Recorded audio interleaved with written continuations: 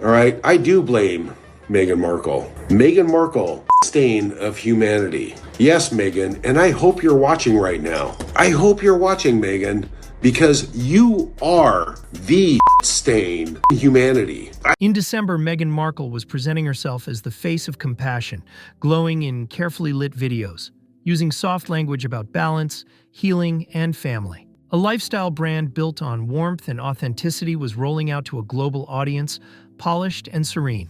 But at the exact same time, something very different was happening far from the cameras, halfway across the world, and it was anything but calm. Her father was undergoing emergency surgery. Doctors had no choice but to amputate his leg after a sudden medical crisis turned life-threatening. He was 81 years old, the situation was critical, and while all of that was unfolding, Meghan didn't appear at his bedside. Meghan, while you're sitting there with your flower sprinkles and your pixie dust and God knows what you're fucking putting in your brain drug-wise, who knows? But you look like you're medically induced on all your videos. You look like a fucking psychopath. You look like you're fucking on drugs. You and fucking Harry. All right? You guys are in fucking La La Land. This right here is the hardcore shit. All right? This is it. This is how it's going down. Meghan, fuck off. All right? There is no other way about it. You will not fucking get within fucking 20 feet of my dad. I can promise you. There were no public calls, no visible visits, just distance managed quietly through representatives, and that silence spoke loud. That contrast is what made this story explode.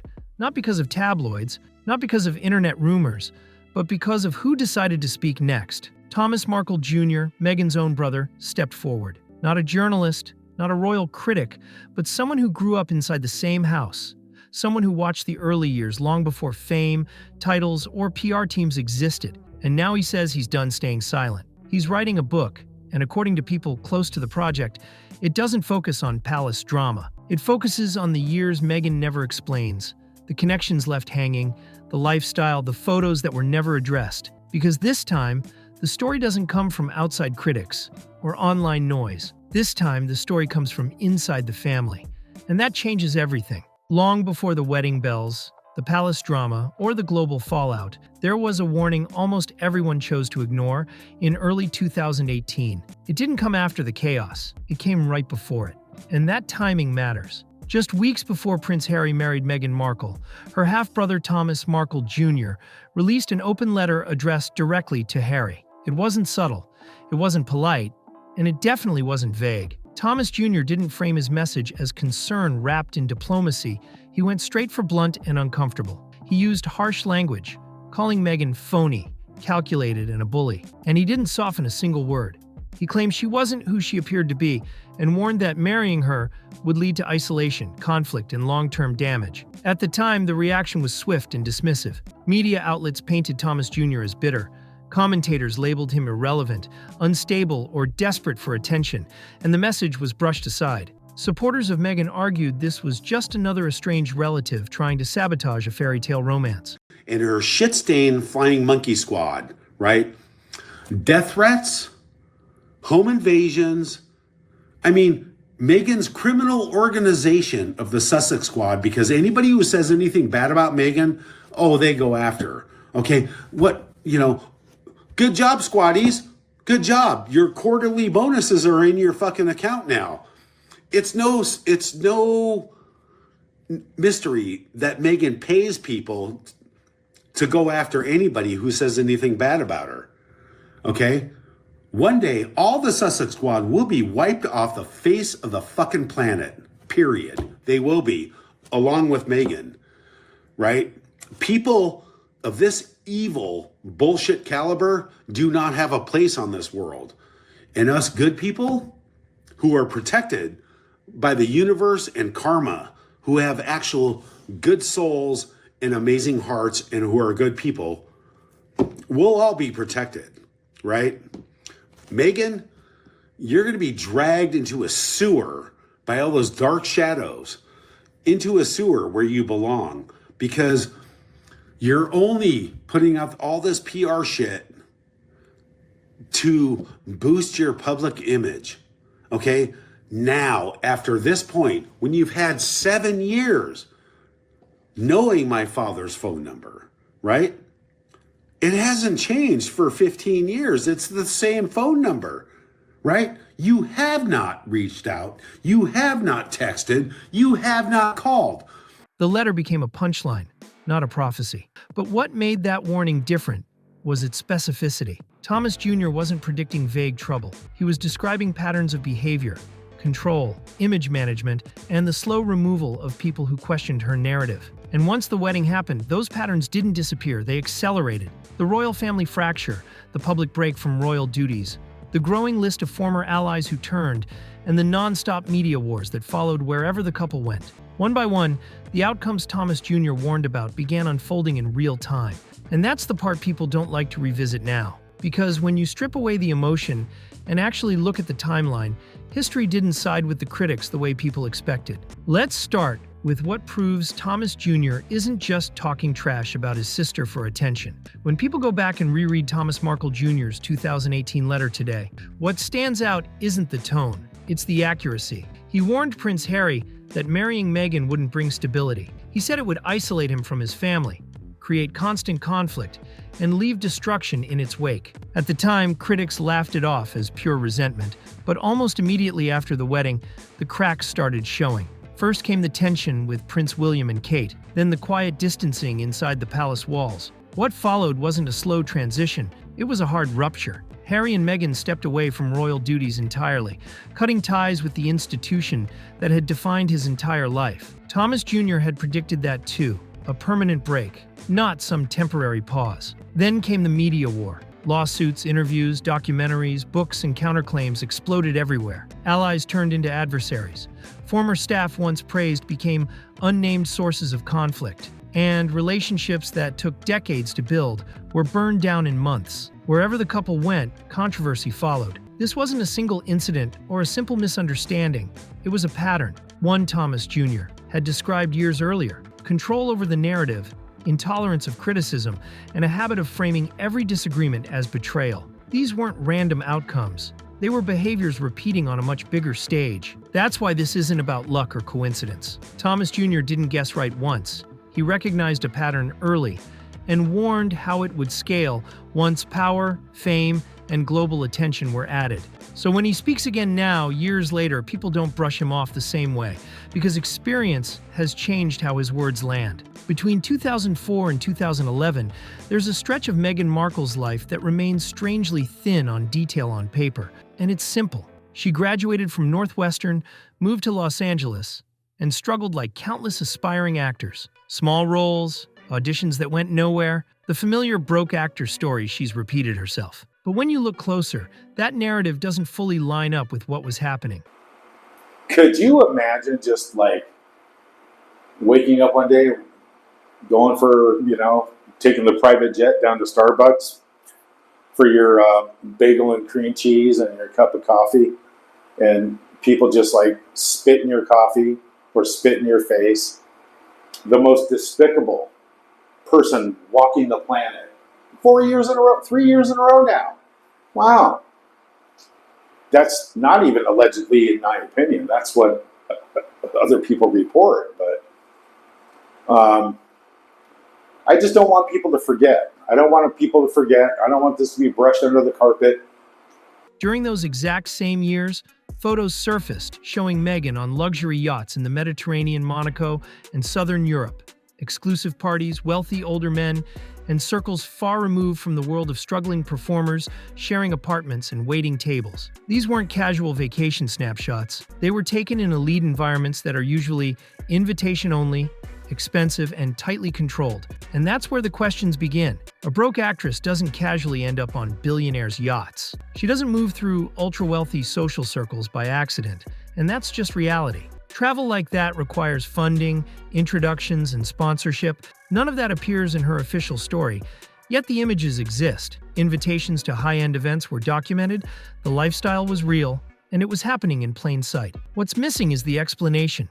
Meghan has never publicly addressed who those men were, how she knew them, or how those trips were paid for. No interviews, no context, no clarification. just silence, while the photos continue to circulate quietly in the background. People aren't inventing a mystery here. The mystery exists because one story is being told, while another is clearly visible. When timelines don't line up, curiosity follows, and those unchanged, unexplained photos keep raising uncomfortable questions that refuse to go away. When people hear the word yacht, they often imagine a glamorous vacation, sun, champagne, and carefree luxury. But in elite circles, yacht culture isn't about leisure. It's about access. These are private, invitation-only environments where introductions matter more than money, and where being present usually means someone powerful wanted you there. That kind of access doesn't happen randomly. Luxury yachts tied to Monaco, the Mediterranean, or exclusive European events operate through tight networks, and every guest is there for a reason. Guests are invited by owners, sponsors, or high-level connectors. Travel, accommodations, and entry aren't paid for by people barely breaking into acting.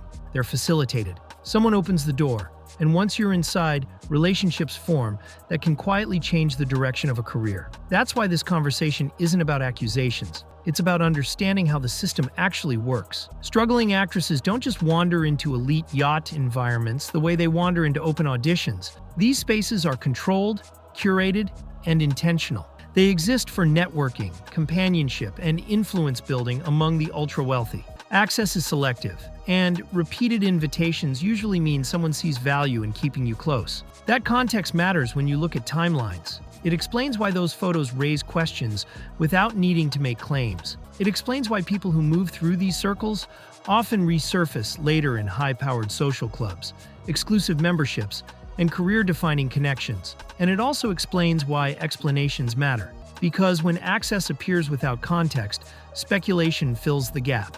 Not because people want scandal, but because the pattern doesn't match the public narrative, which is exactly why insiders become important. Because people who witnessed how access was gained don't need to guess, and this is where insiders matter most. The turning point wasn't a headline or a leaked photo. It was a hospital room. In late 2025, Thomas Markle Sr. was rushed into emergency surgery after a sudden medical crisis cut off circulation to his leg. Doctors had no choice. The procedure became an amputation, and the risk didn't end there. At 81 years old, with a history of serious health issues, the situation was dire. The days that followed were critical. Infection risks, complications, and survival itself were all uncertain during that time. One person was physically there, and that was Thomas Markle Jr. He was the one talking to doctors, absorbing the shock, managing the fear, and dealing with the aftermath. He was the one watching his father fight through pain and recovery in a country far from cameras and headlines. Caregiving isn't symbolic, it's real. It's exhausting, emotional, and deeply personal. Moments like that have a way of making everything clear, fast. Meghan's response, according to reports, remained distant. There were no visible visits, no public outreach, and if any communication happened at all, it was handled through representatives, filtered and formal. While her brand continued promoting warmth and compassion, the family crisis was managed from afar. And for Thomas Jr., that contrast mattered, not as a public relations issue, but as a human one. Watching a parent fight for their life changes how silence feels. Protecting someone's privacy starts to feel optional when loyalty no longer feels mutual, according to people familiar with his mindset. This was the moment something shifted. Years of restraint gave way to a different question. Why keep carrying secrets for someone who won't show up when it counts? Because once loyalty breaks, silence usually doesn't survive. Now let's talk about what's happening right now. What continues to stand out in all of this isn't just what's been said about Meghan Markle. It's what hasn't been said that keeps standing out, even after years of speculation, resurfacing photos, and repeated questions. Meghan has never directly addressed the yacht rumors. No interview explanation, no clarification about who she was with, how she knew them, or how those trips fit into her life at the time. Her team hasn't denied it either. They've simply stayed silent.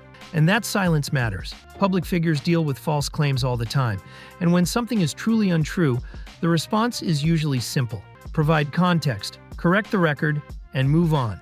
One clear explanation can shut speculation down fast. Silence, on the other hand, does the exact opposite. It leaves room for assumptions to grow. That effect gets stronger when silence overlaps with missing years. Between 2004 and 2011, details about Meghan's life are unusually thin. Interviews glide past that period, Public records are sparse, and her social history feels incomplete. When a narrative jumps from struggling actress to career breakthrough without fully connecting the dots, questions naturally follow. This isn't about entitlement to someone's private life, it's about inconsistency. When images show one reality and the official story offers another with no explanation, curiosity isn't malicious, it's inevitable. Unanswered questions don't disappear, they wait. And now someone who lived inside that missing chapter says he's ready to talk. Someone who doesn't rely on archived posts or leaked photos, but memory. That's why the gap matters. Because gaps don't stay empty forever. And this one may soon be filled. If Thomas Markle Jr.'s book does come out with the details he's been hinting at, the impact won't stop at headlines or online debate. What's at stake is far more fragile: credibility. Meghan's public identity today is built on authenticity. Her projects emphasize honesty, compassion, and lived experience. She presents herself as someone who struggled, learned, and emerged with wisdom worth sharing. That image is the foundation of her lifestyle brand, her Netflix partnerships, and the trust companies place in her name. If her pre-fame years turn out to be more curated than she's admitted, that foundation starts to crack. Brands don't just invest in popularity, they invest in narrative. When the story behind the person starts to shift, partnerships get uncomfortable fast. Audiences begin questioning what's real and what's been carefully edited. Content built around sincerity becomes harder to accept when major chapters of a life story suddenly feel incomplete. Then there's Prince Harry. He defended Meghan fiercely, even when it meant breaking from his family and stepping away from the role that defined him. If new information surfaces suggesting there were parts of her past he didn't fully understand or was shielded from, people will naturally question his judgment. Not maliciously, just realistically. Did he know the full story when he made life-altering decisions? And here's the part PR teams can't fix.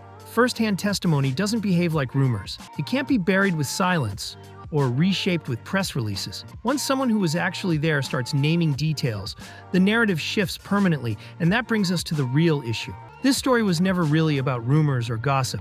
It's about who controls the narrative and for how long. For years, Meghan Markle has maintained that control through silence. By not engaging, not explaining, and not filling in the gaps, she shaped a version of events that moved forward without resistance. For a long time, that strategy worked. The questions lingered, but they stayed in the background. Now that balance may be shifting. Thomas Markle Jr. isn't a commentator reacting from the outside. He's someone who watched the early years unfold in real time, long before publicists, branding, or carefully crafted messaging existed. And unlike critics or tabloids, he doesn't rely on speculation. He relies on memory if he chooses to speak fully. The story no longer belongs to one side. Because once firsthand testimony enters the conversation, silence stops being protection and starts becoming vulnerability. Narratives don't collapse all at once. They fracture slowly as unanswered questions finally collide with answers. And that leaves one question hanging over everything that comes next. When someone who watched it all decides to speak, does the image survive? That's where this chapter ends, but the conversation doesn't. If this made you think, hit like, subscribe to the channel, and drop your take in the comments. Share this with someone who follows the story because what happens next won't stay quiet for long.